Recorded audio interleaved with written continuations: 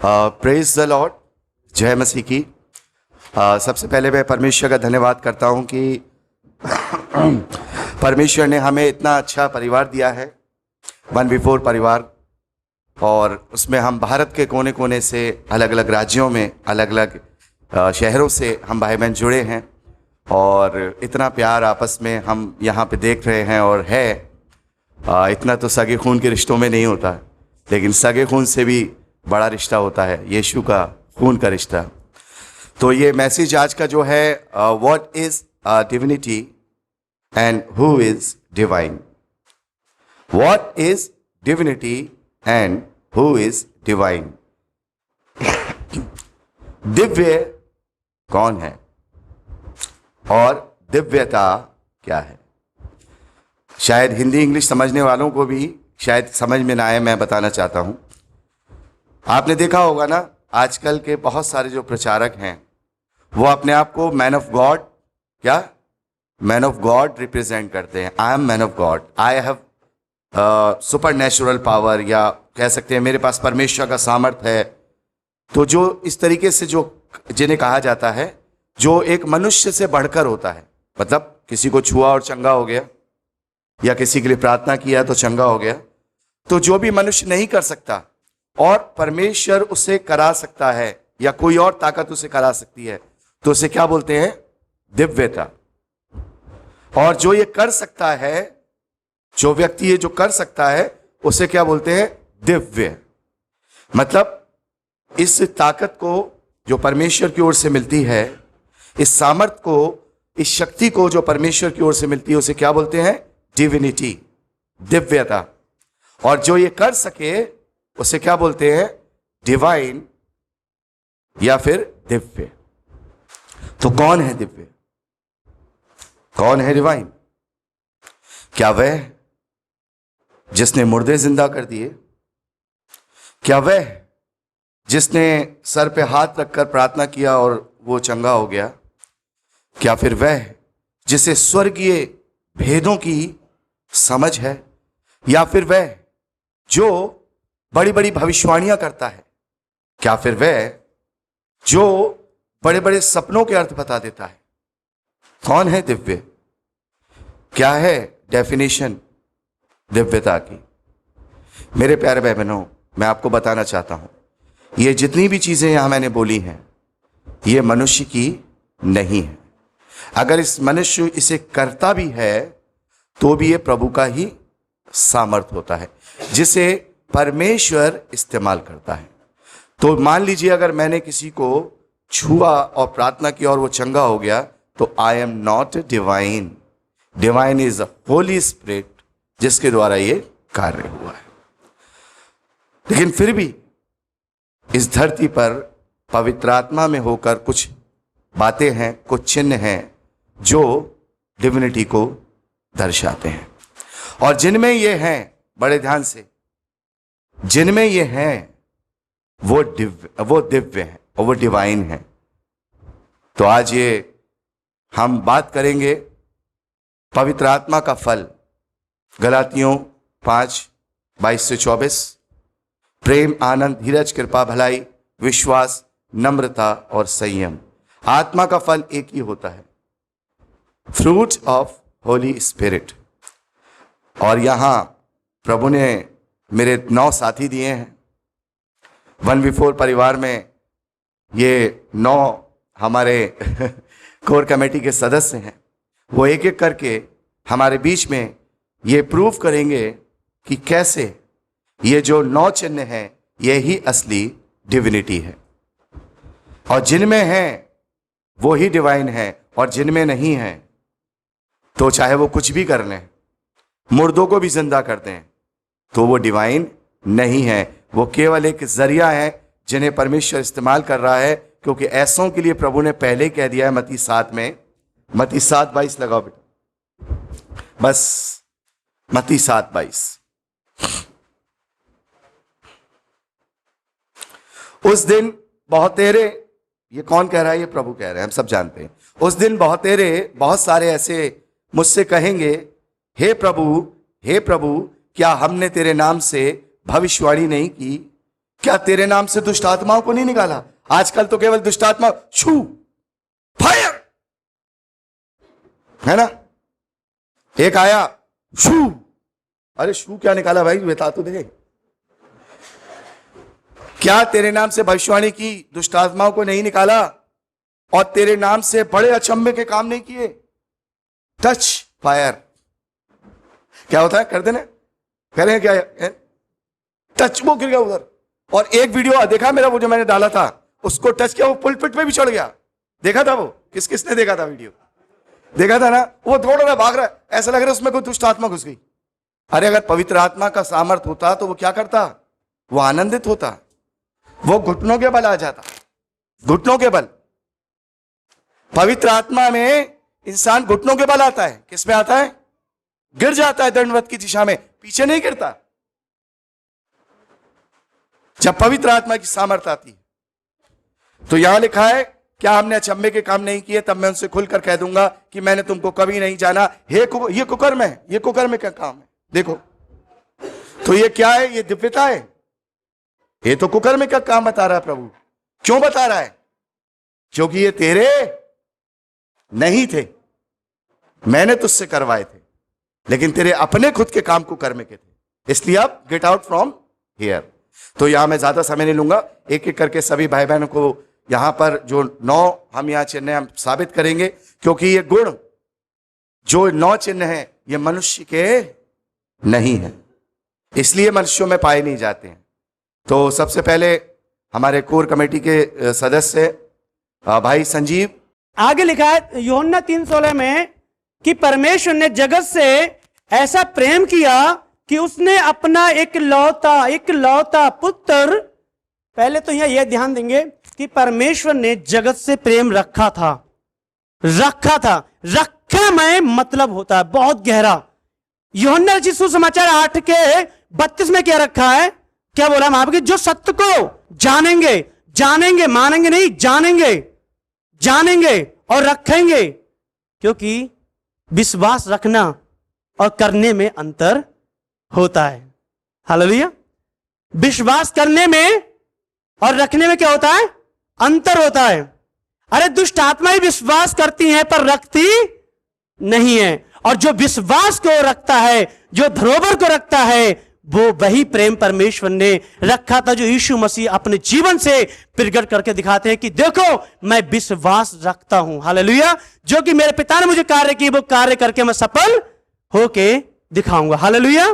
तो परमेश्वर ने प्रेम आपसे रखा था, और वो ऐसा प्रेम था कि अपना एक अनमोल हीरा, एक स्वर्गदूत में अनमोल एक हिस्सा आपके लिए क्या कर दिया?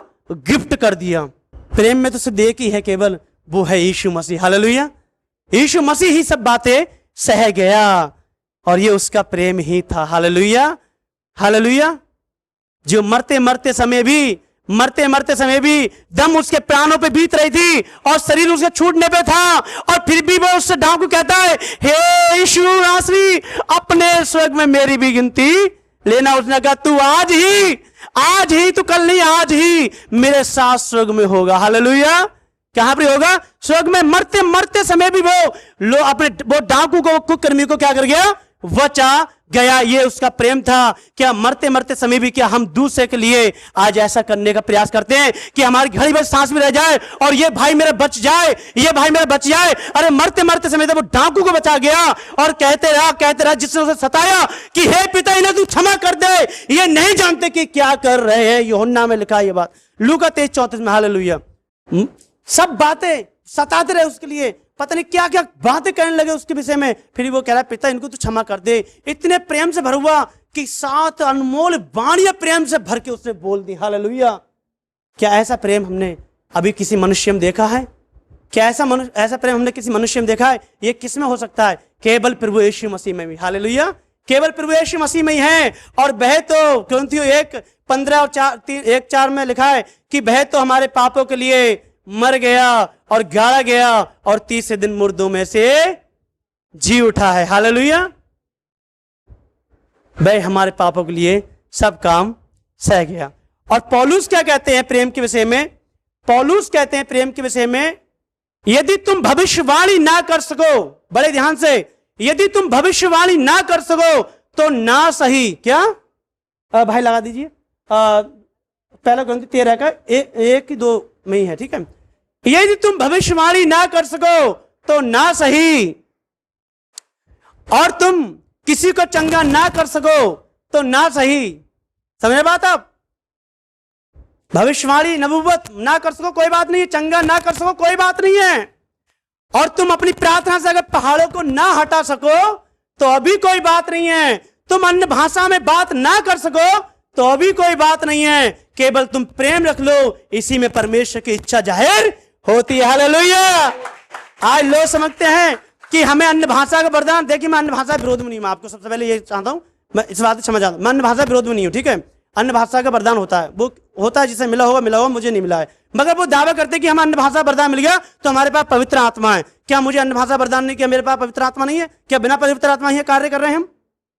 है नहीं? तो पौलुस कहते हैं ये सारे काम तुम ना कर सको तो मत करो, केवल प्रेम रख लो, यही परमेश्वर की इच्छा, यही परमेश्वर की इच्छा को सिद्ध कर देगी। पहली फल, आत्मा के फल के विषय में कोई खोज नहीं करता। वरदान मिल जाए, विश्वास का वरदान मिल जाए, चंगाई का वरदान मिल जाए, और अन्य भाषा बोलने का वरदान मिल जाए, और हमारे लिए मतलब सारे काम पूरे हो गए, हमारे लिए सारे काम पूरे। ये वरदानों में अटक कर रह गए बस। आज इन बारे फलों में कौन अटकेगा? इन फलों की मांग कौन करेगा? जो कि प्रेम की वाणी है। हालेलुया। पौलुस भी प्रभु यीशु मसीह से सीखकर इस बात की चर्चा कर रहे कि तुम ये सारे काम मत कर सको, ना कर सको ना सही, पर प्रेम ही कर लो, खाली प्रेम ही तुम्हारे लिए काफी है। हालेलुया। अनंत जीवन जाने के लिए प्रेम ही, जब तुम्हारे अंदर प्रेम आएगा तो तुम सब बातें अपने आप ही सहते सहते हल्के हल्के उस वाले ऊपर वाले पुलपीठ पे पहुंच जाओगे। हालेलुया। हालेलुया।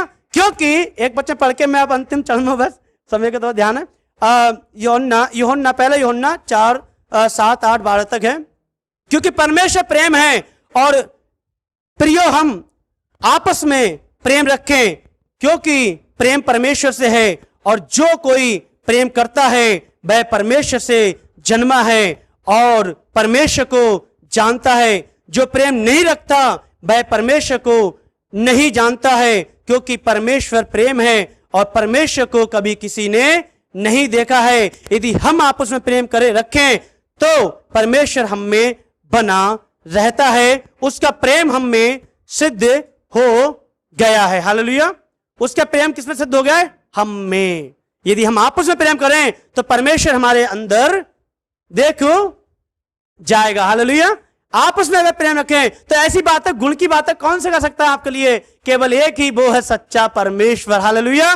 सच्चा परमेश्वर सच्चे प्रेम के बारे में ही आपको बताएगा, और जो झूठा दूसरे वाले के पीछे भाग रहे हैं वो क्या सिखाएगा आपके लिए? इनसे तू दूर भाग। तो फिर भी यीशु मसीह ने वो प्रेम सिद्ध करके दिखाया, और लोगों ने प्रेम सिद्ध करके दिखाया। अब बारी है हमारी कि हम भी अपने प्रेम में बढ़ते जाएं और ये प्रेम का फल हम में दिखने पाए। हालेलुया। और एक वचन पढ़ूंगा, और यूहन्ना 13:34-35 में लिखा है, प्रभु यीशु कहते हैं एक दूसरे से प्रेम करो और प्रेम रखो, जैसा मैंने तुमसे प्रेम रखा है वैसा ही तुम भी एक दूसरे से प्रेम रखो, और यदि आपस में प्रेम रखोगे तो इसी से सब लोग जान जाएंगे कि तुम मेरे चेले हो, मेरे बेटे हो। हालेलुया। आपस में अगर हम प्रेम रखेंगे तो इसी से जान जाएंगे तो तुम यीशु मसीह के बेटे और बेटियां हो। अन्य भाषा और चंगा करना, पहाड़ों को हटा देना, या भविष्यवाणी नबूवत कर देना, इससे तुम्हारी कोई पहचान नहीं है। ये हो तुम्हारे जीवन से अच्छी बात है, पर इनसे तुम्हारी पहचान नहीं है। पहचान केवल इसकी तुम आपस में प्रेम करो, इससे पहचान कि तुम किसके बेटी और बेटे हो। तुम बेटी बेटे यीशु मसीह के हो। ओ यीशु मसीह ऐसी बातें सिखाता है। हालेलुया। वो ऐसी ही बातें सिखाता, क्योंकि वो खुद ही ऐसा था, और उसने हमें सिखाया नहीं, वरन उसने सब बातें करके भी दिखलाई थी। हालेलुया। Praise Lord. प्रभु आप सबको बहुत आशीष दे। प्रभु का बहुत बहुत धन्यवाद है। और अब हम यहाँ पे प्रेम के विषय में मैं आपसे प्रेम के विषय में यहाँ मैं आपसे कहना चाहता हूँ ये आपकी खूबी और लियाकत नहीं है कि आप किसी से प्रेम कर पाए। याद रखिएगा, कोई ये कहता है ना, अरे वो सबसे बहुत प्रेम करता है, अरे वो सबसे बहुत प्रेम करता है, वहाँ केवल दो ही बातें हो सकती हैं। पहली, या तो वो अपना स्वार्थ सीधा कर रहा है, या फिर वो सही में पवित्र आत्मा की अधीनता में चल रहा है। There is no any way except two ways. या तो वो अपना स्वार्थ सीधा कर रहा है या फिर वो पवित्र आत्मा की अधीनता में चल रहा है, क्योंकि मनुष्य का स्वभाव ही नहीं है वो किसी से प्रेम करे। लेकिन ये स्वभाव कहाँ से आता है? ये स्वभाव ये परमेश्वर का स्वभाव है, क्योंकि प्रेम किसने किया? परमेश्वर ने किया। और जब ये स्वभाव परमेश्वर में है तो वो परमेश्वर को क्या बनाता है? डिवाइन बनाता है। और यही स्वभाव जब पवित्र आत्मा से हमारे अंदर आता है तो हम डिवाइन बन जाते हैं। Love is divinity and lovers is divine. अब मैं चाहूंगा अगले परमेश्वर के आत्मा का जो फल है, उसका जो चिन्ह है, उसके लिए बहन आभा वन बिफोर कोर कमेटी के हमारी सदस्य हैं, और मैं चाहूंगा वो आए और इस परमेश्वर के स्वभाव को एक्सप्लेन करें। yes. हमने अभी प्रेम के विषय सुना, और परमेश्वर का तो बहुत सारे गुण हैं। हम अगर बोले तो वो जो है उसका जो है लिस्ट बनते जाएगा, लेकिन मैं कुछ कुछ लूँगी। परमेश्वर सत्य है, परमेश्वर प्रेम है, परमेश्वर न्यायी है, परमेश्वर धर्मी है। तो इन शब्दों के पीछे जब हम देखते हैं, परमेश्वर प्रेम है, अगर प्रेम है तो सब कुछ है। और परमेश्वर सत्य है, जब हम सत्य को जान जाते हैं तो बाकी सारी बातें जो असत्य है वो हमें क्लियर दिखाई देती है और हम उसके पीछे नहीं भागते।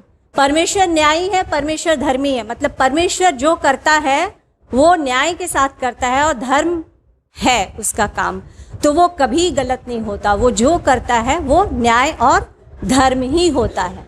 ठीक है, तो जो परमेश्वर है, त्रिएक परमेश्वर, उसने हमें अपने इकलौते पुत्र के द्वारा, जैसे हम सब जानते हैं कि परमेश्वर ने जगत से ऐसा प्रेम रखा कि उसने अपना इकलौता पुत्र दे दिया, ताकि जो कोई उस पर अर्थात प्रभु यीशु मसीह पर विश्वास करे वह नाश ना हो परंतु अनंत जीवन पाए।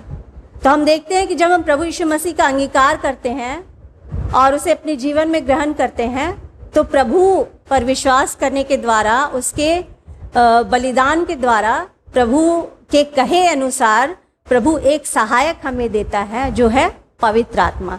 पवित्र आत्मा जो परमेश्वर की आत्मा, मसीह की आत्मा है, वो हम में वास करती है, हमारी सहभागिता में रहती है, हमारे लिए हेल्पर का काम या सहायक का काम करती है। तो अब जो है, जब प्रभु ने अपनी पवित्र आत्मा हमें दिया है, तो क्यों दिया है? ये सोचने वाली बात है कि परमेश्वर ने अपनी आत्मा को हमें क्यों दे दिया। परमेश्वर चाहता तो विश्वास के द्वारा ही उठा लेता, फिर आत्मा देकर इतने सालों तक, 50-60 साल, 70 साल, 80 साल, 120 साल तक हम जी रहे हैं। क्यों जी रहे हैं? विश्वासी होने के बाद परमेश्वर ने हमें अपनी आत्मा क्यों दिया है? जो परमेश्वर का गुण है, जो परमेश्वर का जो स्वभाव है, वो हमें अपने अंदर देना चाहता है। क्योंकि हम जानते हैं, हम अगर नॉर्मली भी हम देखते हैं सांसारिक रूप से भी, तो हम चाहते हैं कि अगर हम पिता है, अगर मैं माता हूँ तो मैं चाहूँगी कि मेरे बेटे में, मेरे बच्चे में ये गुण हो। तो वो स्वर्गीय पिता जिसने हमें अपनी आत्मा देकर हमें अपनी संतान बनाया है, तो उसकी भी इच्छा है। क्या इच्छा है? कि हम उसके पुत्र के स्वरूप में रचे जाए। जो प्रभु यीशु मसीह ने, प्रभु यीशु मसीह का बलिदान और प्रभु यीशु मसीह का देह में आना और पूरे सेवकाई को करना भी हमें जो उसके पूरे मकसद को दिखाता है। उसने जीवन को जिया है और उस गुण को, प्रभु परमेश्वर के गुण को प्रकट किया। इसीलिए प्रभु कहते हैं कि पिता को किसी ने नहीं देखा, पुत्र जो उसकी गोद में है, इकलौता पुत्र जो उसकी गोद में, उसने उसे प्रकट किया। तो कैसे प्रकट किया? उसके गुणों को प्रकट किया। जो हम आत्मा का 9 चिन्ह देखते हैं, फल का 9 चिन्ह देखते हैं, वो जो हम पाते हैं गलातियों उसका 5वां अध्याय उसका 22 पद में, जो आत्मा का फल है। तो परमेश्वर ने हमें जो अपनी आत्मा दिया है, तो उस आत्मा के द्वारा ये 9 चिन्ह हमें दिखने चाहिए, आत्मा का फल हमें दिखना चाहिए। अभी हमने प्रेम के विषय पढ़ा, सुना, और दूसरा जो है प्रभु का गुण, वो है आनंद। तो एक वचन हम देखते हैं, जिस तरह परमेश्वर प्रेम का स्रोत है, परमेश्वर प्रेम है, तो एक वचन हम देखते हैं, पहला इतिहास,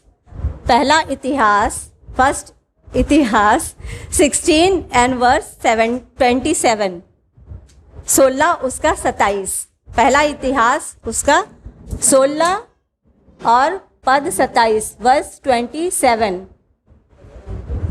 उसमें यूं लिखा है, उसके चारों ओर वैभव और ऐश्वर्य है, उसके स्थान में सामर्थ और आनंद है। मतलब परमेश्वर जो प्रेम है, परमेश्वर जो आनंद है। तो ये वर्ष को हम यहीं रखते हैं, इस पद को हम यहीं छोड़ते हैं, हम आगे पढ़ते हैं। अब हम जाते हैं हमारे बीच में, मनुष्यों के बीच में हम आनंद कहाँ ढूंढते हैं, हम आनंद कैसे ढूंढते हैं, कहाँ ढूंढते हैं। तो हम ढूंढते हैं आनंद कुछ सामानों में, कुछ मनुष्यों में, कुछ क्रियाकलापों में, कुछ जो एक्टिविटीज़ रहती है जिसको करने में हमें बहुत आनंद आता है। जैसे कोई लोग घंटों नाच लेते हैं तो वो आनंदित हो जाते हैं, कोई घंटों गा लेते हैं तो वो आनंदित हो जाते हैं, कोई किसी से प्रेम करता है तो वो उसी को देखकर आनंदित हो जाता है। तो ये आनंद जो सांसारिक आनंद है, उसमें हम अपने आनंद को ढूंढते हैं। मैं एक छोटा सा उदाहरण दूंगी।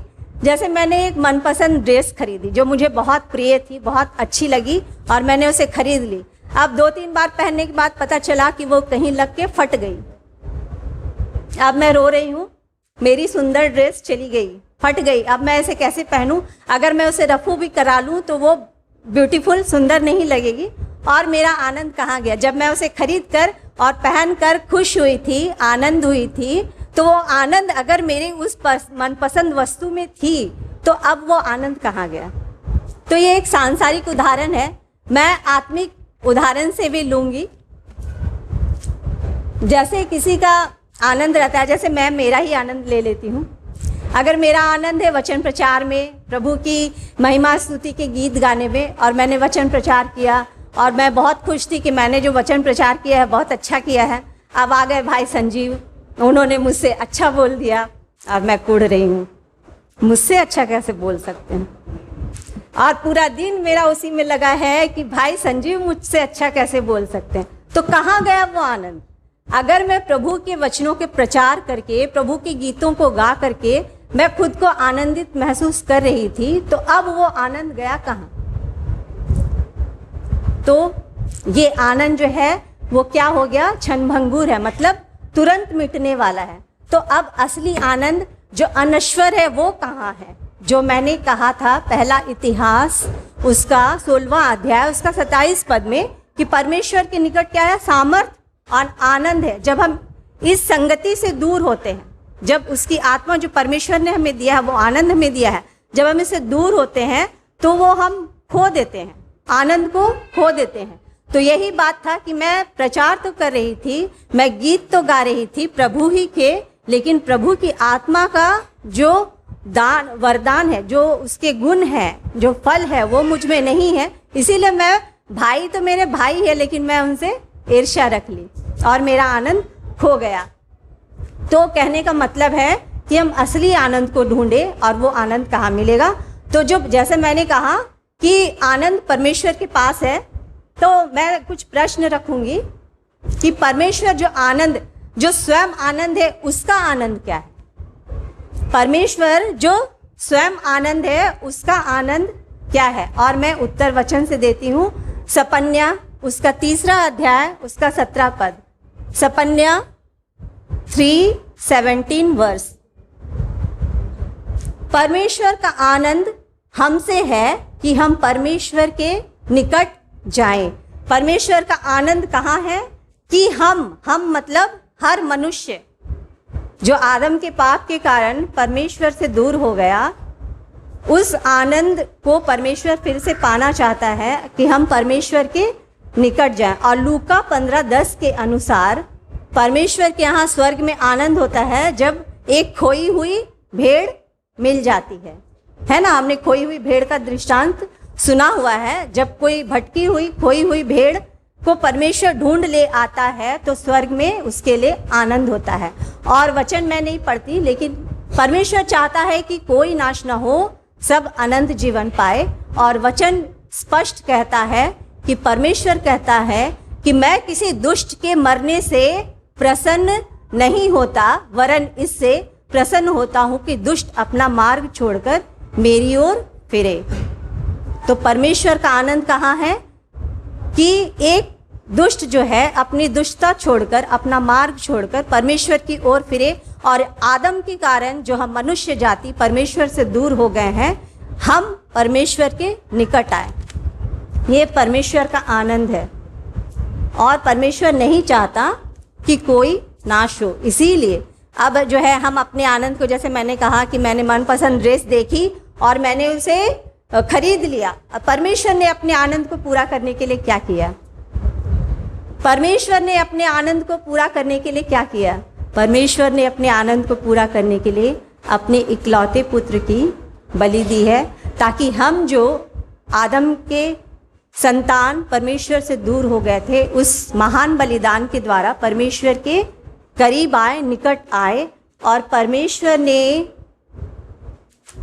अपने इकलौते पुत्र को, अपने वचन को देह के रूप में भेजा, जो प्रभु यीशु मसीह कहलाया, जिसने सदा का महायाजक बनकर स्वयं चढ़ावा, परमेश्वर का मेमना बनकर परमेश्वर की इच्छा को, परमेश्वर के आनंद को पूरा किया और हर एक मनुष्य को परमेश्वर के निकट आने का अवसर दिया, जो उस पर अर्थात प्रभु यीशु मसीह पर विश्वास करते हैं या करेंगे और प्रभु का अंगीकार करेंगे या करते हैं कि प्रभु यीशु ही प्रभु है। अब हम देखते हैं कि जब हम प्रभु पर सच्चा विश्वास करते हैं, मैंने पहले ही सब हम जानते हैं कि जब हम प्रभु पर विश्वास करते हैं, उसका अंगीकार करते हैं, तो प्रभु अपनी आत्मा देता है, अपनी आत्मा हमें देता है। तो अपनी आत्मा जब प्रभु ने दिया और प्रभु ने यूहन्ना के सुसमाचार में कुछ वचनों को कहा है। यूहन्ना रचित सुसमाचार 16वां अध्याय उसका 20 से लेकर 24 पद तक। यूहन्ना 16:20-24।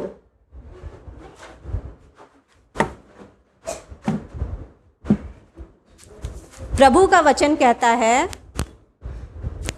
मैं तुमसे सच सच कहता हूं कि तुम रोओगे और विलाप करोगे, परंतु संसार आनंद करेगा। तुम्हें शोक होगा, परंतु तुम्हारा शोक आनंद में बदल जाएगा। प्रसव के समय स्त्री को शोक होता है, क्योंकि उसके दुख की घड़ी आ पहुंची है, परंतु जब वह बालक को जन्म दे चुकती है, तो वह इस आनंद से कि संसार में एक मनुष्य उत्पन्न हुआ है, उस संकट को फिर स्मरण नहीं करती। हम जानते हैं कि एक जब गर्भवती स्त्री एक बच्चे को जन्म देती है, तो उसको आनंद होता है और वो संकट की घड़ी को, उस दुख की घड़ी को, उस कष्ट को वो भूल जाती है। आगे वचन कहता है, उसी प्रकार तुम्हें अब तो शोक है, परंतु मैं तुमसे फिर मिलूंगा और तुम्हारे मन आनंद से भर जाएंगे और तुम्हारा आनंद तुमसे कोई छीन ना लेगा।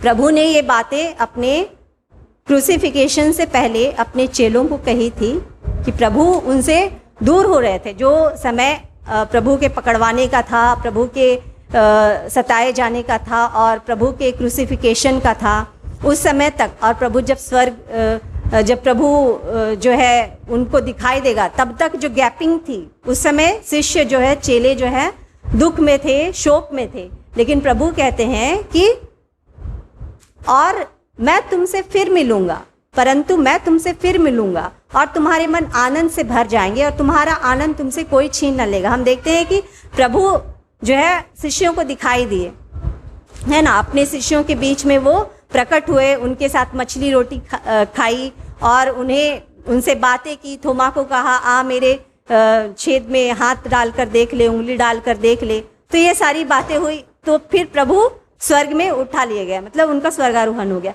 तो फिर क्या आनंद खो गया शिष्यों का? तो क्या फिर आनंद खो गया शिष्यों का? नहीं खोया। क्यों? क्योंकि प्रभु ने यहाँ वादा किया है, प्रॉमिस किया है कि तुम्हारे मन आनंद से भर जाएंगे और तुम्हारा आनंद तुमसे कोई छीन ना लेगा। ये आनंद किसके द्वारा आया? पवित्र आत्मा, जिसकी प्रभु ने वादा किया था, प्रॉमिस किया था कि मैं तुम्हें एक सहायक दूंगा, पवित्र आत्मा, जो तुम्हें मेरी बातें स्मरण कराएगा। तो प्रभु ने अपनी आत्मा दिया है, जो हमें आनंद में बनाए रखता है। और जैसा आत्मा का फल का पहला चिन्ह है प्रेम, जब प्रेम आता है तो बाकी सारी जो बातें वो पूरी हो जाती है। हम आनंद क्यों खोते हैं? हम जो है आनंद क्यों खोते हैं? जब हम किसी से ईर्ष्या करते हैं, मैंने अभी उदाहरण दिया, जब हमारी कोई चीज़ खो जाती है, टूट जाती है, खराब हो जाती है, जब हम चिंता करते हैं, जब हम ईर्ष्या करते हैं, तो इन सारी बातों से हमारा आनंद जो हम क्षणिक पाए रहते हैं वो खत्म हो जाता है, लेकिन प्रभु का आनंद जो है वो हमें सदा बना रहता है। क्योंकि प्रभु ने, अगर रोमी 5:5 हम जब पढ़ते हैं तो उसमें लिखा हुआ, क्योंकि परमेश्वर ने अपनी आत्मा हमें दिया और उसके द्वारा हमें अपना प्रेम दिया है। तो जहाँ प्रेम आ जाता है तो बाकी सारी बातें पूरी हो जाती है। तो आनंद यही है कि परमेश्वर जो स्वयं आनंद का स्रोत है, उसका आनंद क्या है कि कोई नाश ना हो। और उसने अपने इस आनंद को कैसे पूरा किया? अपने इकलौते पुत्र का बलिदान देके और अपने निकट हम मनुष्यों को, जो प्रभु यीशु पर विश्वास करते हैं, अपने निकट ले आया। तो आनंद इसमें है।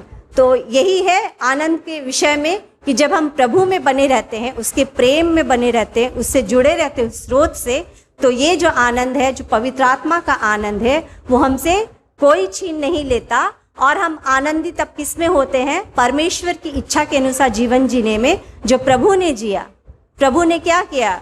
सारे लोगों को, जो प्रभु के खोई हुई भेड़ें थी, उनके बीच में प्रभु ने कार्य किया। और आज इसी कार्य को हम कर रहे हैं, क्योंकि परमेश्वर की इच्छा है कि कोई नाश ना हो। जब इस आनंद को हम जान जाते हैं कि परमेश्वर इससे प्रसन्न होता है कि हर एक व्यक्ति, हर एक मनुष्य बचाया जाए, तो हमारा जीवन आनंद से भरा होता है। उस प्रेम से भरकर हम लोगों के लिए विनती करते हैं, उस प्रेम से भरकर हम लोगों की सहते हैं, उस प्रेम से भरकर हम परमेश्वर के लिए, लोगों के लिए धीरज धरते हैं। और उस आनंद को, जो सदा का आनंद है, जो परमेश्वर का आनंद है, जो कभी नाश नहीं होगा, उसमें हम बने रहते हैं। Praise the Lord. जय मसीह की। धन्यवाद। बहुत बहुत परमेश्वर का धन्यवाद है। और हमारी बहन ने बहुत अच्छा एक्सप्लेन किया है। और जैसा मैंने प्रेम के लिए कहा, इसके लिए भी मैं यही कहूँगा। मनुष्य को देखा है ना, मैंने एक कैरेक्टर देखा है, एक नहीं, मैं असली इंसान का कैरेक्टर बताता हूँ। किसी पार्टी में गया, ठीक है, किसी दावत में गया, खाना खाया, जो खाना खिलाने वाला है वो बोला, भाई खाना अच्छा बना है ना? जैसे ही वो निकला, पता नहीं कहाँ से कहाँ बनवाया है, इसमें ना तो स्वाद है ना नमक, खुश नहीं है। कपड़ा है, कोई इंसान कार लेके आया अपने घर में, पड़ोसी से बोला, अरे वाह नई कार लाया, और बहुत अच्छी बात है, लड्डू वड्डू खिलाओ। कौन सी वाली ली? ये हमने वो वाली ली है। इसका ना बोनट थोड़ा खराब, ये ना इसका कच्चा है, इसमें एक्सीडेंट बहुत जल्दी होता है। क्या मैं यहाँ कॉमेडी नहीं कर रहा हूँ, मैं रियलिटी ऑफ ह्यूमन बता रहा हूँ यार। अच्छा वो ले आते यार, ये वाली गाड़ी का तो मैंने सुना है बहुत जल्दी इसका इंजन फेल हो जाता है, ये क्यों ली? वो लेना चाहिए था ना। खुश नहीं है, आनंद नहीं है। वो बेचारा बड़ा 15-20 लाख रुपए जोड़े उसने, गाड़ी खरीदी, बड़ा आनंद था, ये सुनकर फुस, अरे क्या गलती कर दी भाई। उसके बाद बच्चा गया, एक बोला क्या हुआ भाई, लड़का दिखाई नहीं दे रहा है? अरे परमेश्वर का धन्यवाद है, अबाउट में उसका एडमिशन हो गया। कहाँ भेजा है? ऑस्ट्रेलिया। अरे वहां की लड़कियां बड़ी खराब है। आनंद फुस, ये मनुष्य का कैरेक्टर है ही नहीं। मनुष्य का कैरेक्टर रोना, कुड़कुड़ाना है। और ये कैरेक्टर हम निर्गमन की पुस्तक में इजरायलियों को देख के जान सकते, जो लाल सागर पार करके भी कुड़कुड़ाए, मन्ना खा करके भी कुड़कुड़ाए, बटेरे खा करके भी कुड़कुड़ाए। ये कैरेक्टर और केवल कैरेक्टर परमेश्वर का है, और यही उसे डिवाइन बनाता है। और जब ये स्वभाव हमारे अंदर दिखाई देता है, तब हम डिवाइन बनते हैं, और यही हमारी डिविनिटी है। हालेलुया। परमेश्वर, मैं बीच बीच में आपको हंसाने आऊंगा, ठीक है? अब आगे बढ़ते हैं, क्योंकि ये आनंद भी परमेश्वर का है। आपको पता है, आज हम लोग अलग अलग जगहों से मिले हैं। मैं पहली बार बहुत से लोगों को देख रहा हूं, मिलते तो हम रोज ही हैं ऑनलाइन, लेकिन ऑफलाइन पहली बार बहुत सारे लोगों को देखा है। वो आनंद, ये परमेश्वर का आनंद है जो उनके साथ मिलके मिल रहा है। तो आगे बढ़ते हैं। भाई, मैं हमारे कोर कमेटी के सदस्य भाई अरुण सोरेन, झारखंड रांची से हैं, और आगे का जो परमेश्वर के आत्मा के जो चिन्ह हैं, उनमें आगे भाई बात करेंगे। प्रभु आपको आशीष दे। Praise the Lord. जय मसीह की। रोमियो 5:1 यहाँ लिखा हुआ, अतः जब हम विश्वास से धार्मिक ठहरे तो अपने प्रभु यीशु मसीह के द्वारा परमेश्वर के साथ मेल रखे। ये हो गया असली, जो हमारे और आपके बीच में परमेश्वर के पास जो मेल का जो एक रास्ता जो बनाया प्रभु यीशु मसीह के द्वारा, वही चीज़ यहाँ पर दर्शाया गया है। जब हम विश्वास करते हैं, यहाँ लिखा अतः जब हम विश्वास से धर्मी ठहरे, तो सबसे पहले यहाँ देख रहे हैं विश्वास से धर्मी ठहरे तो अपने प्रभु यीशु मसीह के द्वारा परमेश्वर के साथ मेल रखे। और दूसरा है क्योंकि परमेश्वर का राज्य खाना पीना नहीं परंतु धर्म और मेल मिलाप। वहाँ हम लोग देखें मेल, और अभी आ गया मेल मिलाप। मेल मिलाप को भी वहाँ पर पीस दिखा गया है, KJV में देखें वहाँ पे। तो बहुत सारा हम लोग अगर दोनों को नहीं मिलाकर पढ़ेंगे तो कंफ्यूज हो जाएंगे यहाँ पर। तो यहाँ मेल, संधि, फिर मेल मिलाप इस तरह से है। तो क्योंकि परमेश्वर का राज्य खाना पीना नहीं परंतु धर्म और मेल मिलाप, और वह आनंद है जो पवित्र आत्मा से होता है। अभी हम लोग पवित्र आत्मा के तीसरे फल जो शांति है या मेल बोलिए, इस वचन में तो शांति लिखा हुआ और किसी किसी वचन में मेल लिखा हुआ है। तो यहाँ साफ साफ दर्शा रहा कि और वह आनंद जो पवित्र आत्मा, और अभी जो हम लोग देख रहे वो भी पवित्र आत्मा का फल। तो उसका मतलब होता है कि शांति जो है वो पवित्र आत्मा का फल है। तो यहाँ हम लोग शांति के बारे में देख रहे, शांति पवित्र आत्मा का एक फल, जो फल है तो उसका मतलब ये गुण है। प्रभु यीशु ने शांति को कुछ इस प्रकार से डिफाइन माने परिभाषित किया है, लहू के द्वारा मेल मिलाप। कुलुसियों 1:20 और 22 को पढ़ेंगे। और उसके क्रूस पर बहे हुए लहू के द्वारा मेल मिलाप करके सब वस्तुओं का उसी के द्वारा जो अपने साथ मेल कर ले, चाहे वे पृथ्वी पर की हो या स्वर्ग की। यहाँ जो है वो प्रभु यीशु मसीह अपने लहू के द्वारा हमारा और परमेश्वर के बीच का क्या कर दिया, वो मेल करा दिया। अब धीरज की ओर हम लोग चलेंगे। हम प्रभु यीशु मसीह को भी देखते हैं कि किस रीति से उसने धीरज को वो धरा। वो सब कुछ क्रूस पर बलिदान होने के बावजूद भी वो एक शब्द नहीं कहा, सब कुछ सहा हमारे लिए, हम हर एक मानव जाति के लिए, हर एक मानव जाति के लिए उसने अपने आप को क्रूस पर बलिदान किया और धीरज के साथ वो सहा। तो अब हम लास्ट की ओर जा रहे हैं। एक वचन मैं पूरा पढ़ूंगा और वो है दूसरा पतरस। वहाँ पर देखिएगा डिवाइन के बारे में लिखा हुआ है।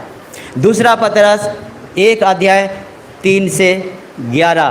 क्योंकि उसके ईश्वरीय सामर्थ्य ने सब कुछ जो जीवन और भक्ति से संबंध रखता है हमें उसी की पहचान के द्वारा दिया है, जिसने हमें अपने ही महिमा और सद्गुण के अनुसार बुलाया है, जिनके द्वारा उसने हमें बहुमूल्य और बहुत ही बड़ी प्रतिज्ञाएं दी है, ताकि इनके द्वारा तुम उस सड़ाहट से छूटकर जो संसार में बुरी अभिलाषाओं से होती है ईश्वरीय स्वभाव। खूब ध्यान से देखें, यहाँ पर है ईश्वरीय सामर्थ्य, यहाँ है ईश्वरीय स्वभाव, यहाँ पर पावर ऑफ डिवाइन और ये है पावर ऑफ नेचर। ये दो चीज़ को यहाँ पर दर्शा रहा। और यही है प्रभु यीशु मसीह जो है, मैं आगे नहीं पढ़ूंगा, यही है प्रभु व्हाट इज डिफिनिटी, माने ईश्वरत्व, माने ईश्वर में जो तत्व पाया जाता है, माने प्रभु यीशु मसीह में जो गुण, जो सद्गुण है, वही है ईश्वरीय स्वभाव।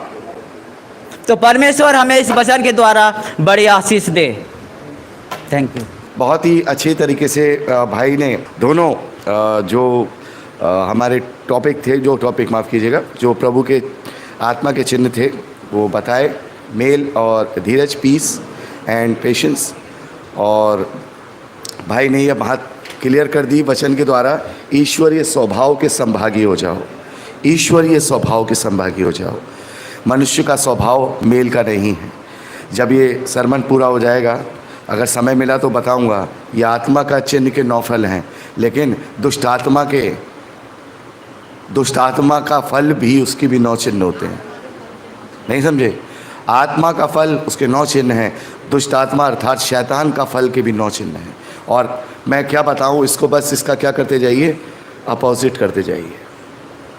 प्रेम करने वाला है तो वो नफरत करेगा, अगर आनंद करने वाला है तो वो कुड़कुड़ाता रहेगा, अगर मेल कराने वाला है तो ये दुष्ट आत्मा का ये बहुत बड़ा चिन्ह है।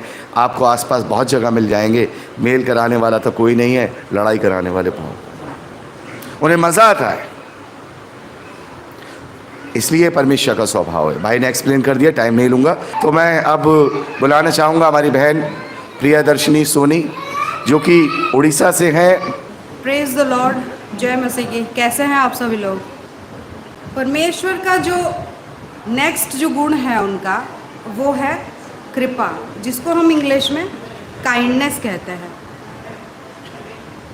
हम जब परमेश्वर के गुण को अपने अंदर डेवलप करते हैं, या पवित्र आत्मा के द्वारा जब ये गुण हमारे अंदर डेवलप होता है, तब उस गुण के द्वारा हम डिवाइन बनते हैं।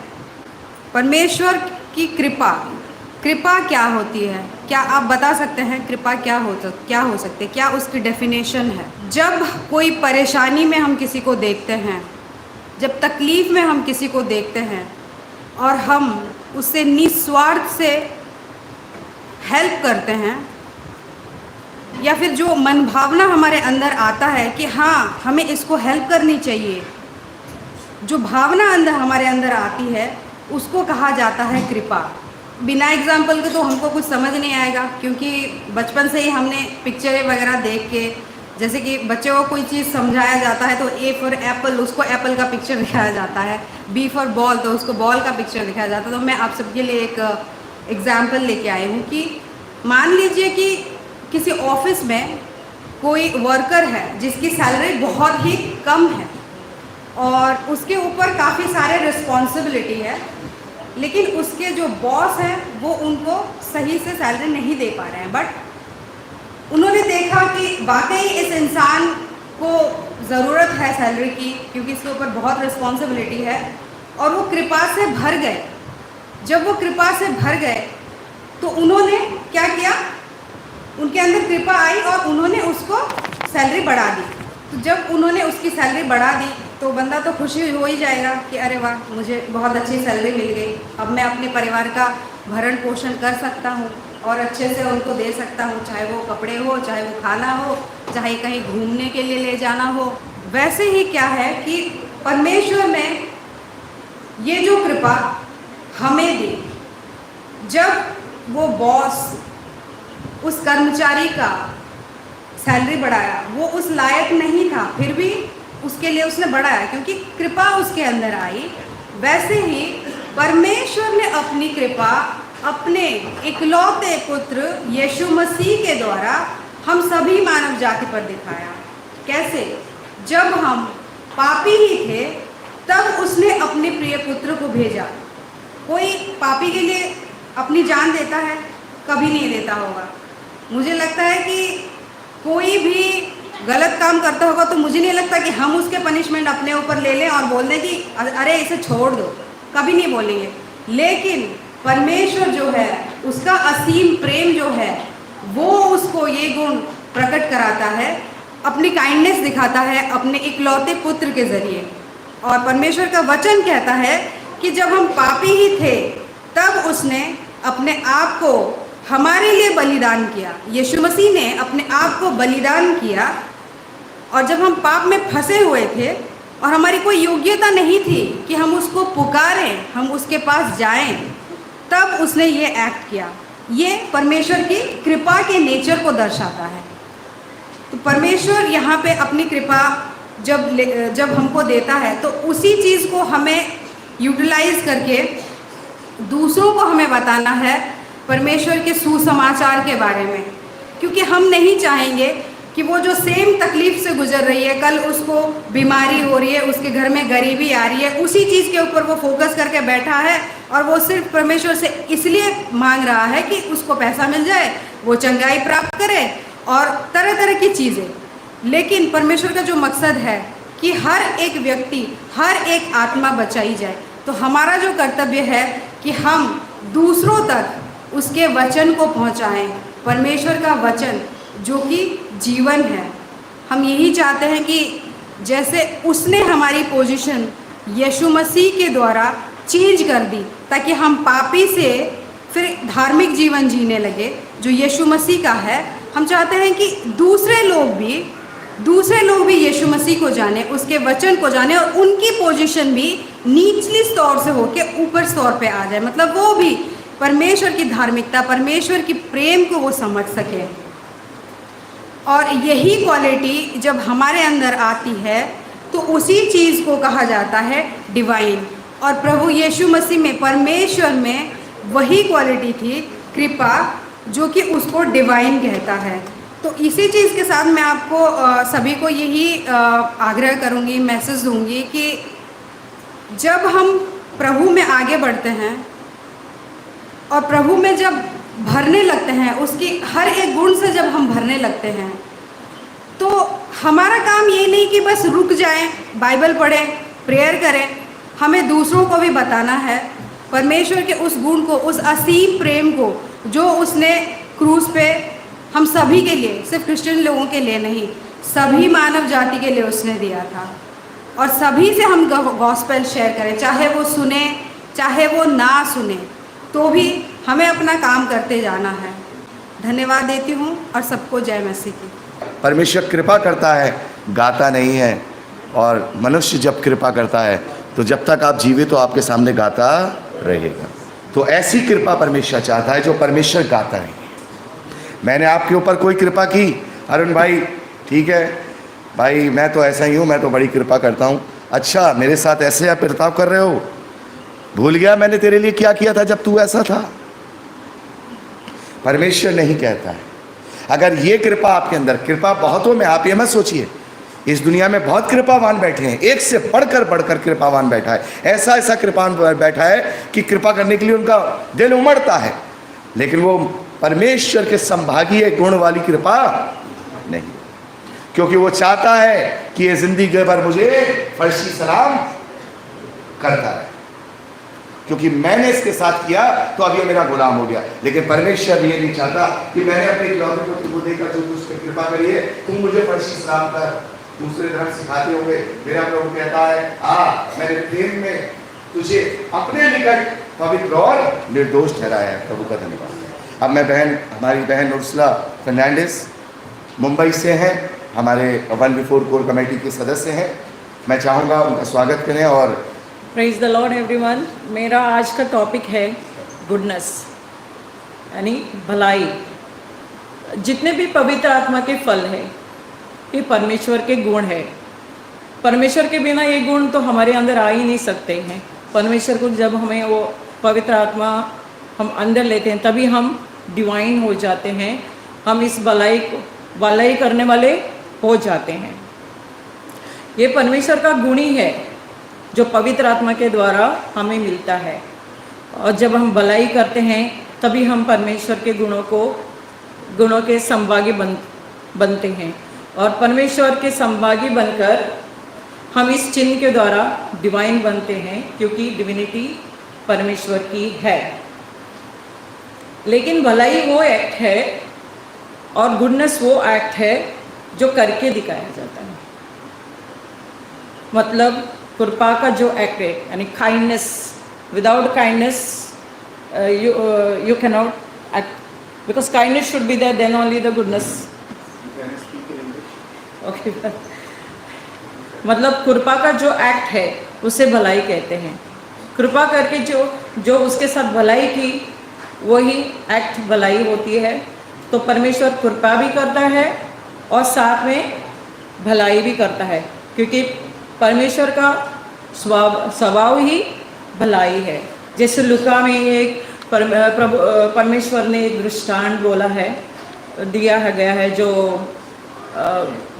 एक मनुष्य को, जिसे वो कुछ डाकू लोग उसे अधमरा छोड़ते हैं, तो जब वहाँ से एक लेवी गुजरता है, वो कुछ भी नहीं करता है, मतलब उसकी मदद नहीं करता है। उसके बाद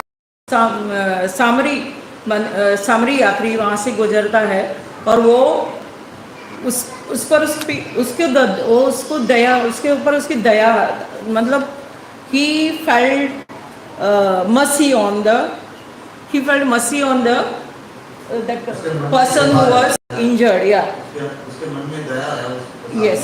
So here one thing is that, being the Levi, he knew all the laws of the Old Testament, which was given through Moses. So जो लेवी था उसको तो हर वचन पता था, और उसको परमेश्वर के हर एक आज्ञाएं की पता, लेकिन वो जानते हुए भी उसने कुछ नहीं किया और उसने अपने अपने कामों से उसने कोई भलाई प्रकाश नहीं किया। Yeah, but then the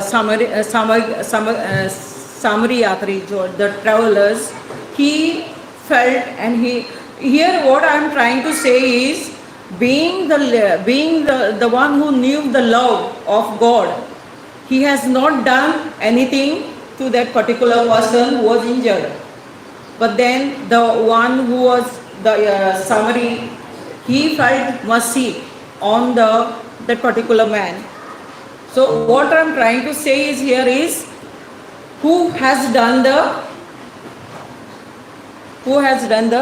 तो जो सामरी था उसने वहाँ पर भलाई कार्य किया, लेकिन जो लेवी था जिसको परमेश्वर का प्रेम पता था, लेकिन वो सब कुछ जानते हुए भी उसने वहाँ पर कुछ नहीं किया।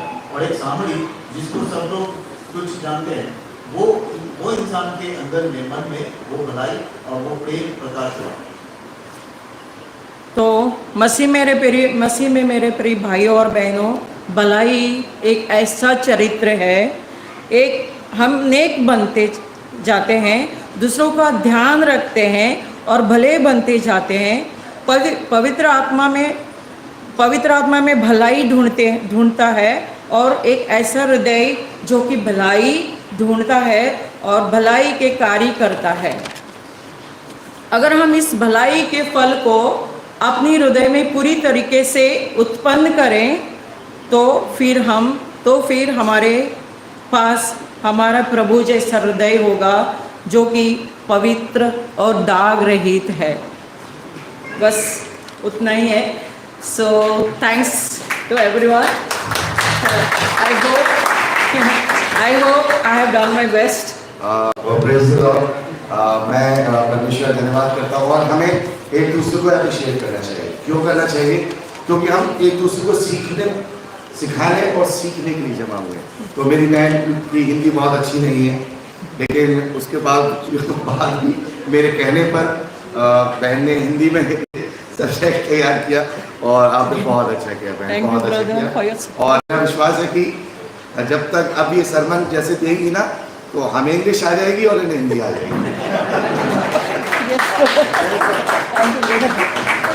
जैसे बहन ने हमारी बताया कि एक हमने देखा काइंडनेस, क्या कृपा, और एक हमने देखी गुडनेस यानी कि भलाई। तो जैसे बहन ने बताया कि goodness is the act of kindness, समझे? मैं हिंदी में बताऊंगा, बहुत इंग्लिश में बात होगी। कृपा भलाई कृपा का एक्ट को क्या बोलेंगे? कार्य। बहुत सारे ऐसे लोग मैं जिन्हें जानता हूँ, वो बहुत काइंडनेस करना चाहते हैं, वो बहुत काइंडनेस करना चाहते हैं, लेकिन वो गुडनेस नहीं कर पाते। तो परमेश्वर काइंडनेस भी करता है, और वो केवल काइंडनेस नहीं करता, वो केवल कृपा नहीं करता, वरन वो भलाई का एक्ट भी करता। हालेलुया। तो कृपा वाले मतलब कृपा वाले बहुत हैं, कृपा को एक्ट में बदल के भलाई करने वाले, कृपा और भलाई करने वाले बनो, तब हम परमेश्वर के स्वभाव के संभागी बनेंगे। और जब आपसे परमेश्वर कह सकेगा, यस बेटा यू आर लाइक मी, मेरे जैसा है तू, मेरे संभाव में, मेरे स्वभाव में, और तू मेरी तरह डिवाइन बन चुका है। प्रभु आप सबको आशीष दे।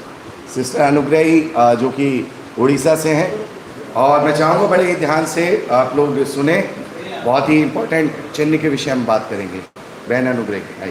प्रेज़ द लॉर्ड, जय मसीह की। तो आइए हम अभी चलते हैं, जो पवित्र आत्मा का जो 9 चिन्ह है, जो पवित्र आत्मा का फल है, उसके विषय में मैं आप लोगों के सामने जिक्र करने वाले हूँ। और मेरे पहले बहुत सारे भाई बहन जो बता चुके हैं पवित्र आत्मा का फल क्या होता है, और वो टॉपिक है व्हाट इज डिविनिटी और हु इज डिवाइन। तो मेरे प्रियो में बताना चाहती हूँ कि डिविनिटी क्या है।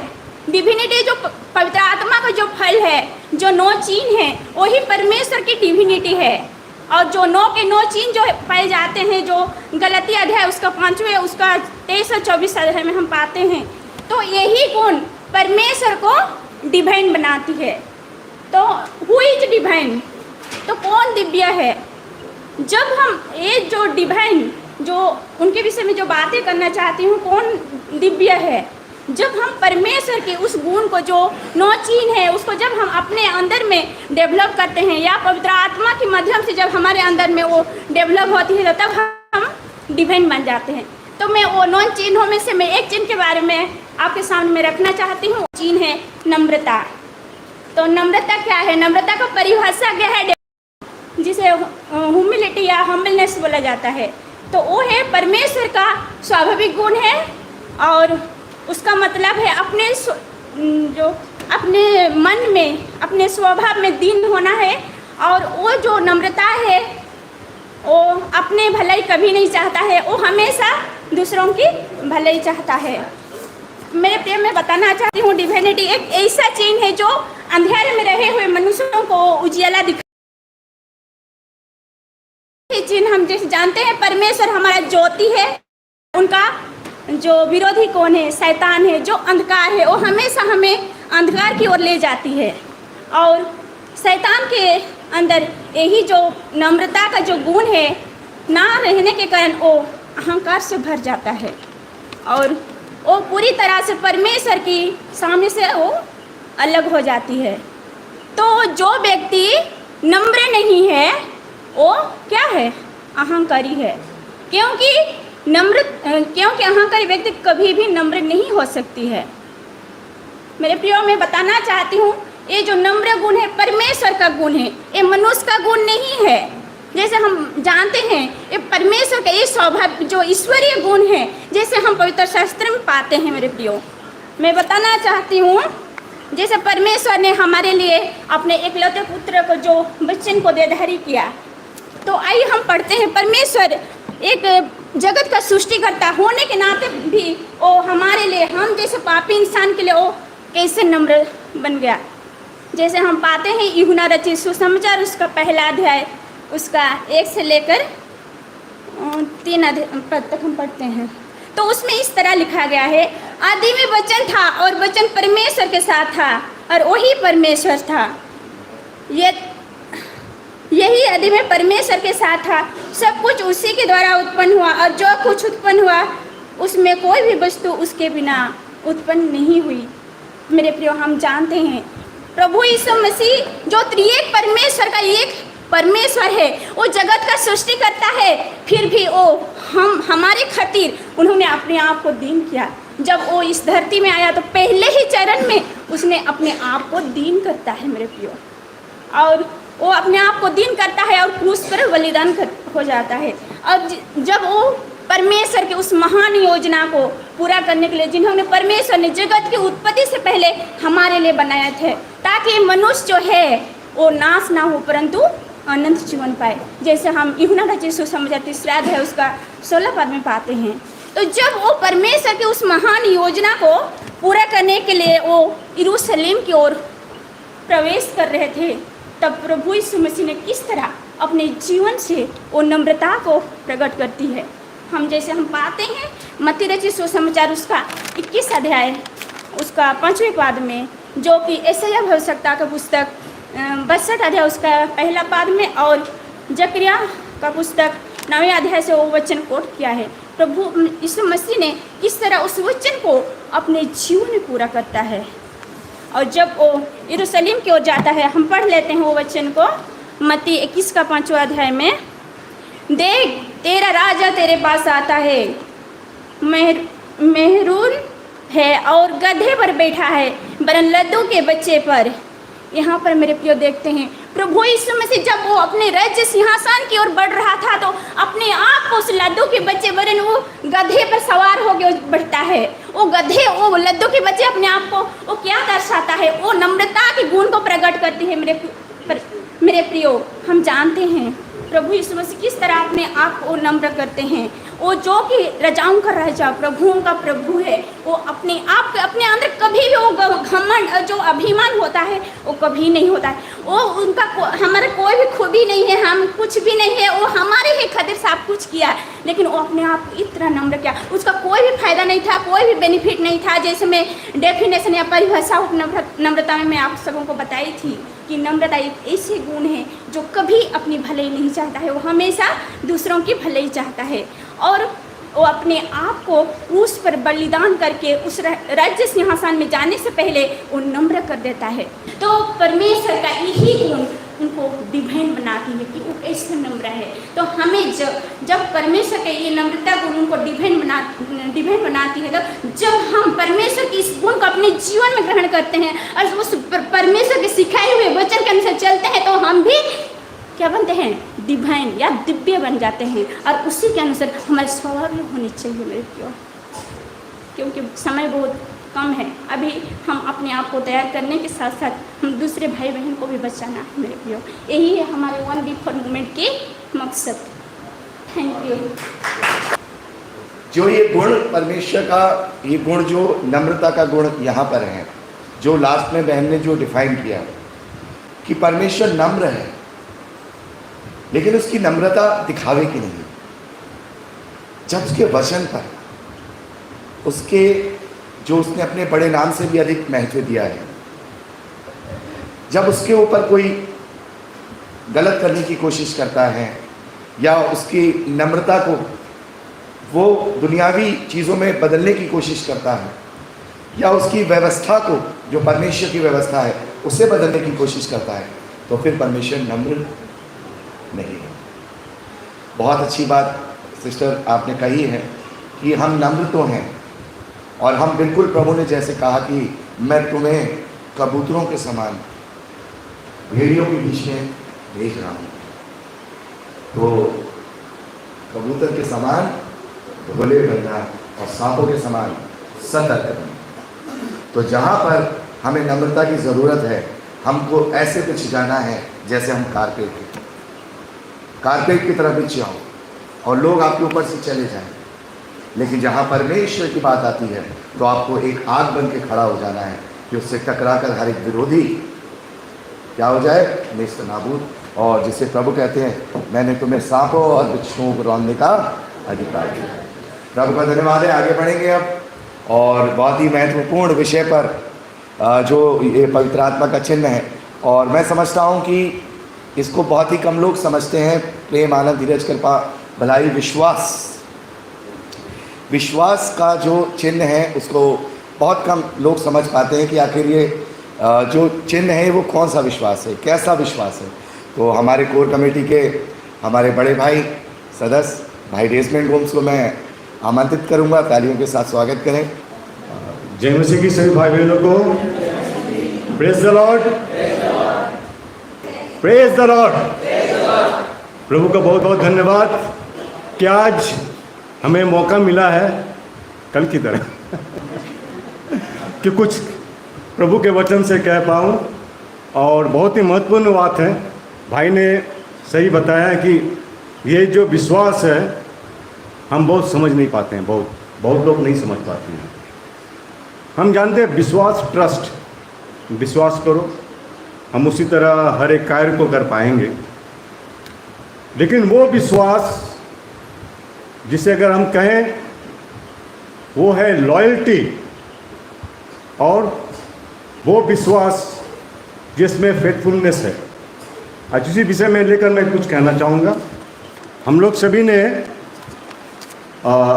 डिविनिटी के बारे में, डिवाइन के विषय में सभी ने हम लोग को बहुत अच्छी तरह इसके बारे में बताए हैं, तो इस बारे में मैं ज़्यादा डिटेल्स में नहीं जाऊंगा।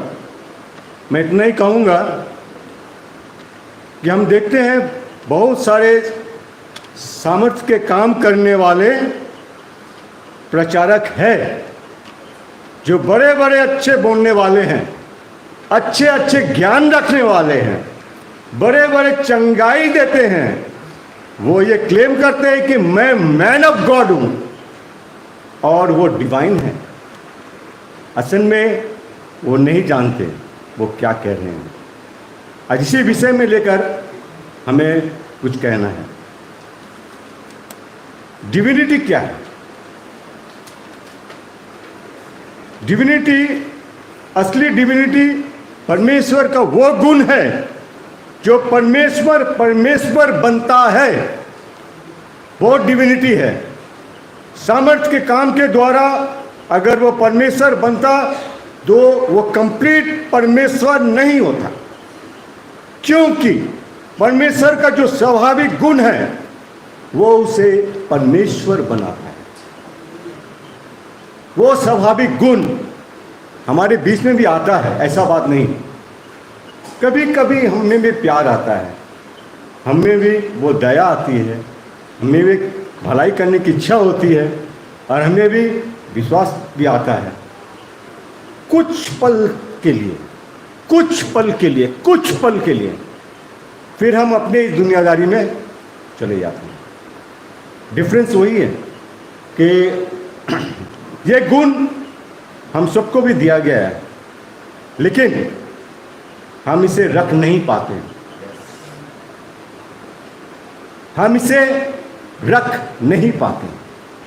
क्योंकि हमारे अंदर वो सामर्थ्य नहीं है। एकमात्र जब हम पवित्र आत्मा के फल के 9 चिन्ह जो हमारे अंदर दिखाई देती हैं, तभी हम सबमिशन ऑफ होली स्पिरिट, और जिसे हम कहेंगे पवित्र आत्मा की अधीनता, उसमें हम पूरी तरह अपने आप को समर्पित करते हैं, तभी वो गुण हम पे आता है। छोटी सी एक उदाहरण देता हूं मैं। मान लीजिए किसी विशेष व्यक्ति को ताकत दे दिया गया है और उनके अंदर अगर प्रेम, आनंद, शांति, कृपा नहीं है तो वो क्या करेगा? किसी इंसान को ताकत दिया गया है, पूरी ताकत दिया गया है, और उसके अंदर वो प्रेम, आनंद, शांति, कृपा नहीं है तो वो क्या करेगा? आप लोगों से मैं पूछ रहा हूं। कोई विनाश, सर्वनाश, दुनिया को उलट पुलट देगा। लेकिन वो गुण कुछ पल के लिए उनके जीवन में आता है। जैसा शैतान करना चाहा, इसलिए सामर्थ्य डिविनिटी को नहीं दिखाती, वो परमेश्वर को सामर्थ्य को दिखाता है। कोई अच्छा बोलता है, वो परमेश्वर के सामर्थ्य और उनके दिए हुए दानों को दिखाता है। लेकिन जो आत्मा के फल के 9 चिन्ह हैं, वो परमेश्वर के स्वभाव को दिखाता है, उनके गुणों को रिप्रेजेंट करता है।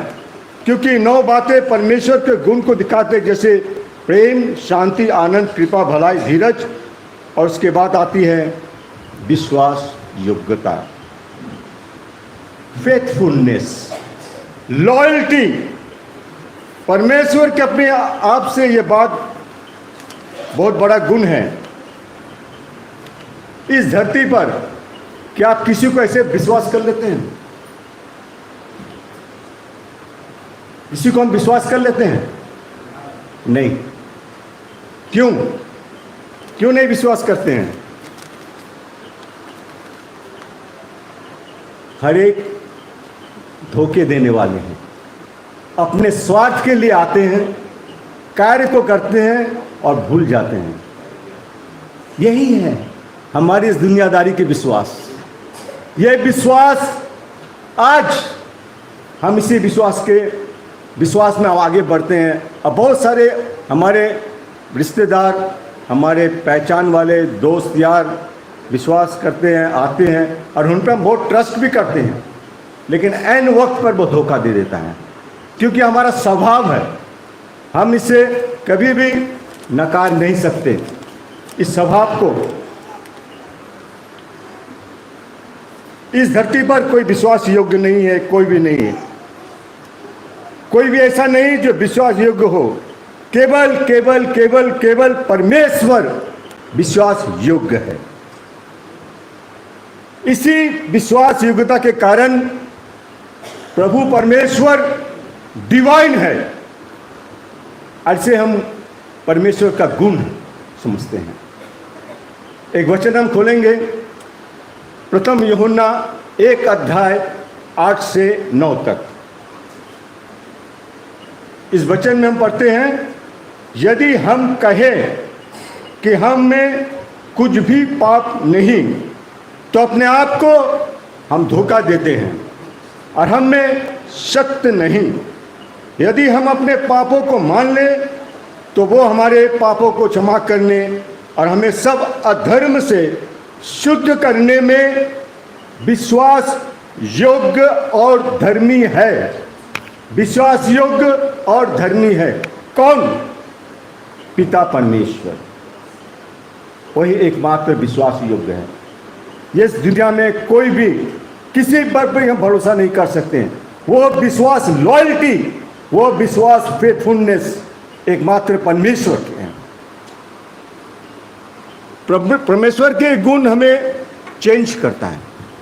हम सबके जीवन में जब पवित्र आत्मा के गुण हमारे जीवन को चेंज करता है तो हमारा कोई रिलीजन चेंज नहीं होता है। हमारा कोई रिलीजन चेंज नहीं होता है, हमारा मन का परिवर्तन होता है। वो हमारे स्वभाव को चेंज करता है, हमारे स्वभाव को चेंज करता है। हम जो नाशवान शरीर में इस संसारिक गंदगी भरी स्वभाव में रहते हैं, वो हमें अपने डिविनिटी वाले स्वभाव में ले आते हैं। परमेश्वर हमें ले आते हैं और हम डिवाइन बनते हैं। यही हमारा चिन्ह है, इसी से हम डिवाइन बनते हैं और यही हमारी डिविनिटी है। बड़े बड़े कार्य कर लेना, बड़े बड़े सुसमाचार प्रचार कर लेना, अच्छे अच्छे टॉपिक्स बता देना, बड़ा बड़ा ज्ञान रखना, बुद्धि वाली बात करना, सुसमाचार प्रचार कर लेना, बड़े बड़े चमत्कार दिखाना, चिन्ह दिखाना, ये डिविनिटी वाली बात नहीं है। ये परमेश्वर की ओर से हमें सामर्थ्य दी गई है। इस बात को हम समझ ले। जितने भी प्रचारक जो आज समझते हैं हम तो बहुत बड़े बड़े काम कर रहे हैं, हम अगर टच करते हैं, छूते हैं तो चंगाई होती है, चंगाई मिलती है, चमत्कार दिखाते हैं। अरे भैया, वो तो प्रभु अपने सामर्थ्य के द्वारा तुमसे करवाता है। वो जानते हैं हम क्यों करवा रहे हैं। आज तेरी ज़रूरत है क्योंकि 1000 लोग तेरे सुन रहे हैं। कल हम जानते हैं तेरा कंडीशन क्या होगा। आज हम मौका दे रहे हैं तुझे। तो ये कहने की बात है, नहीं ये बात है। और एक चीज़ है जिसे हम परमेश्वर के कार्य करते हैं, लेकिन मनुष्य अपने आप से तभी डिवाइन बनता है जब परमेश्वर के स्वाभाविक गुण हैं, उनके जो जो क्वालिटीज़ हैं, परमेश्वर डिवाइन हमें बनाता है। जब हमारे अंदर वो सब दिखाई देता है तब हम डिवाइन बनते हैं। ओवरऑल कंक्लूजन में हम आते हैं इस विषय में कि परमेश्वर के विश्वास योग्यता, हम कैसे विश्वास योग्य होते हैं। 2 तरीके से, एक परमेश्वर के प्रति और दूसरे मनुष्य के प्रति। और ये अपने आप में हम कर नहीं सकते। ये वो गुण है जो अपने आप से कर नहीं सकते जब तक आत्मा की छाप हम पे, पवित्र आत्मा की छाप ना पड़े।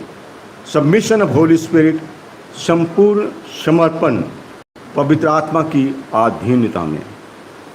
प्रभु का धन्यवाद देते हैं आज के सुंदर वचन के लिए। और प्रभु इस वचन से हम सबको आशीषित करे प्रभु यीशु के नाम पे, आमीन।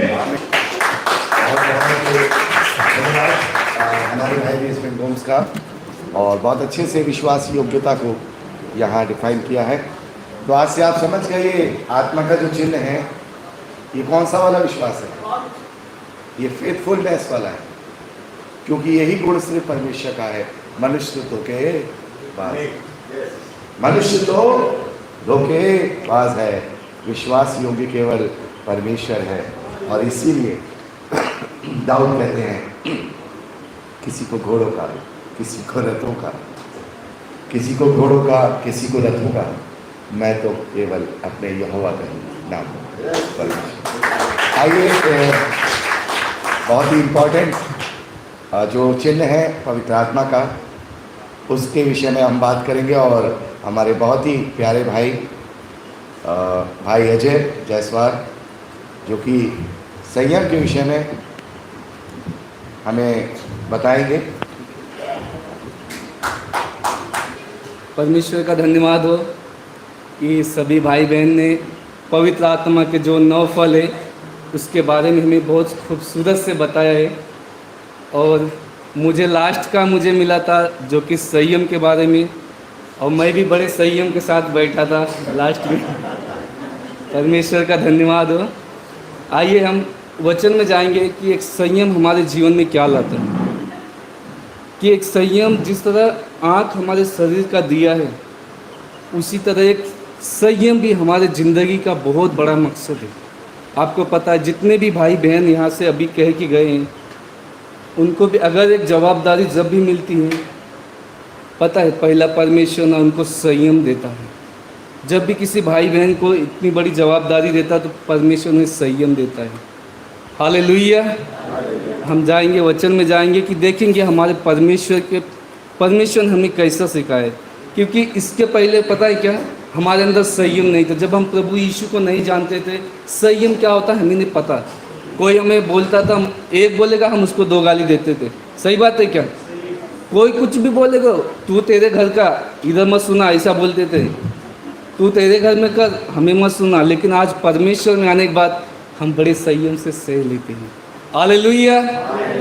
आइए देखते हैं कि प्रभु यीशु ने हमें किस तरह सिखाया है कि संयम के बारे में कि हमें कैसा होना चाहिए।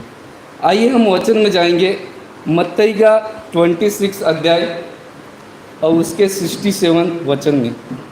तुम क्या सोचते हो? उन्होंने उत्तर दिया, यह वध होने के योग्य है। मत्ती 26:67। तब उन्होंने उसके मुंह पर थूका और उसे घूंसे मारे। दूसरों ने थप्पड़ मारते कहा, हे मसीह हमसे भविष्यवाणी करके कर, किसने तुझे मारा?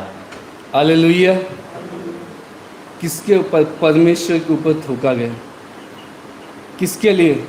हमारे और आपके लिए।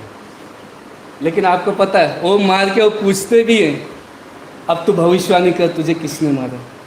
उसको पता नहीं था, परमेश्वर को पता नहीं था। आज हमारे साथ भी वैसा होता है। आज आप प्रभु का प्रचार करने जाओ, आज अगर लोग को पता होता है कि आप मसीह को मानते हैं, आपका भी तिरस्कार होता है। हालेलुया। इस समाज में आपका भी तिरस्कार होता है, लेकिन हम भी बड़े संयम के साथ सह लेते हैं। ये परमेश्वर का वो फल है हमें जो सहन शक्ति देता है। ये हमें सहना सिखाता है जो परमेश्वर ने भी हमारे लिए सहा था, और आज हम भी हंसी हंसी के साथ सह लेते हैं। हालेलुया। ये परमेश्वर का प्रेम है, ये पवित्र आत्मा का एक वरदान है जो हम अपने आप में जांचते हैं। इस तरह की घटनाएं, जब कोई बात हमारे अंदर हो जाए, किसी से वाद विवाद हो जाता है, और हम बड़े खुशी के साथ उसको सह लेते हैं एक दूसरे की, ये हमें बड़े आनंद की बात है। ये परमेश्वर का आत्मा जो फल है ना, हम इससे बहुत संयम के साथ सहने के बाद और प्रभु को धन्यवाद देते हैं कि प्रभु मैं क्या था और तूने मुझे क्या बना दिया। हालेलुया। और एक वचन में हम जाएंगे, पहला पतरस 2 अध्याय और उसके 23 वचन में। वह गाली सुनकर गाली नहीं देता था और दुख उठाकर किसी को भी धमकी नहीं देता था। हालेलुया। अपने आप को सच्चे न्याय के हाथ में सौंपता था। हालेलुया। वह गाली सुन के गाली नहीं देता था। आज मसीह लोग करते हैं। आज क्या हमारा स्वभाव वैसा है? परमेश्वर गाली सुन के गाली नहीं देता था। और आगे क्या था सिस्टर? गाली सुनकर गाली नहीं देता और दुख उठाकर किसी को भी धमकी नहीं देता था। हालेलुया। वो दुख उठाकर भी धमकी नहीं देता था। हालेलुया। आज भी हम मसीहत में दुख उठाना पड़ता है। जैसे आप मसीहत में आगे बढ़ोगे, आत्मिकता में आगे बढ़ोगे, आपको दुख उठाना पड़ता है अपने परिवार से, समाज से, और अब तो कल्ट भी हो गए, उनके साथ भी हमें दुख उठाना पड़ता है। हालेलुया। ये परमेश्वर का स्वभाव था और आज वो स्वभाव हमारे अंदर है। आज हमें अगर कोई गाली दे देता हम उसको देते हैं, लेकिन एक ज़माना था अगर कोई हमें, जब हम मसीहत को नहीं जानते थे, प्रभु यीशु को नहीं जानते थे, पवित्र आत्मा के फल को नहीं जानते थे, क्या मजाल था कोई गाली दे दे। अगर वो दे दे, एक देगा तो हम, एक मारेगा तो हम, लेकिन ये परमेश्वर का धन्यवाद है कि उसने हमें अपना पवित्र आत्मा देके और हमें क्या से क्या बना दिया। हालेलुया, परमेश्वर की महिमा हो, वो बहुत महान है। परमेश्वर का धन्यवाद हो कि प्रभु ने, मुझे बोलना नहीं आता, वो बात किया मुझसे और आप सभी से बात किया।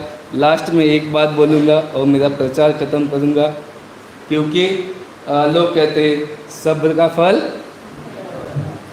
सब्र का फल, हालेलुया।